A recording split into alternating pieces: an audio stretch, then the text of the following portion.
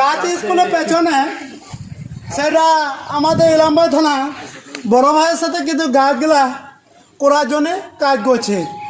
WB 4721 সাহেব সেটি কিন্তু দেখে নেবে, চ্যানেলটিকে একটা লাইক কমেন্ট শেয়ার করবে।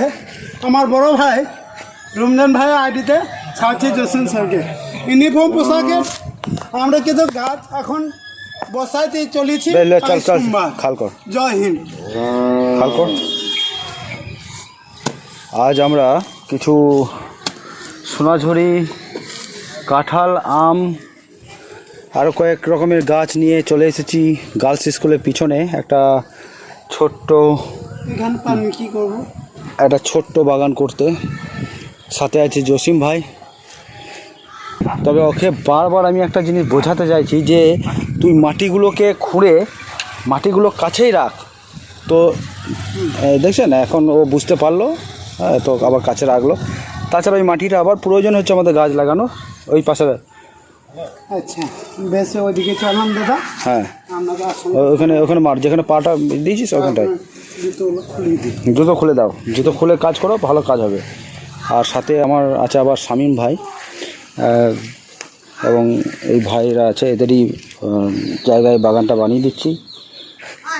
গাছগুলো বেশ বড় বড় গাছ আছে, খুব সুন্দর সুন্দর সোনাঝুরি, একদম সতেজ গাছ।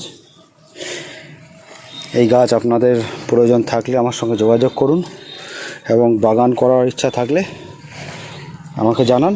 আমি পুরো চলপাল্টায় টিম নিয়ে গিয়ে নিজের হাতে গাছ লাগিয়ে দিয়ে আসবো।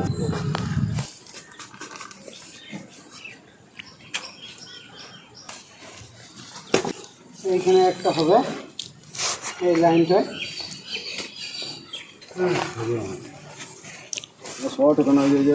একটা লাইন করে দিয়েছি। গাছটা উল্টি রে শামীম। আমরা এখানে সোনাঝুরির একটা বাগান করছি, সোনাঝুরির সাথে সাথে কিছু আম, কাঁঠাল গাছ আছে। এটা করছি গার্লস স্কুলের পিছনে।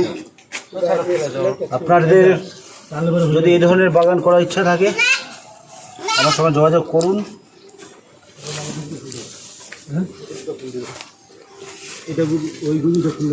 পুরো চলপাল্টায় টিম এসে আপনার বাগান বানিয়ে দেব। সোনাঝুরি গাছ হয়, সোনাঝুরি গাছ আমরা এনেছি বাগান বানাচ্ছি। সারে পার বাগান আছে আমাদের আকর গায়ে। তা সোনাঝুরি বাগান আমরা কিন্তু বসা যায় 2 বছর আগে, সেই গাছ কিন্তু আমাদের উঠে গেছে। কিন্তু সোনাঝুরি গাছ জায়গার কোনো প্রয়োজন নাই, সেই গাছ সরল গাছ কিন্তু কম জায়গার মধ্যে উঠে থাকে। তাই কিন্তু সেই রিপোর্ট রমজান ভাই কিন্তু বলছি। অসংখ্য ধন্যবাদ। জয় হিন্দ।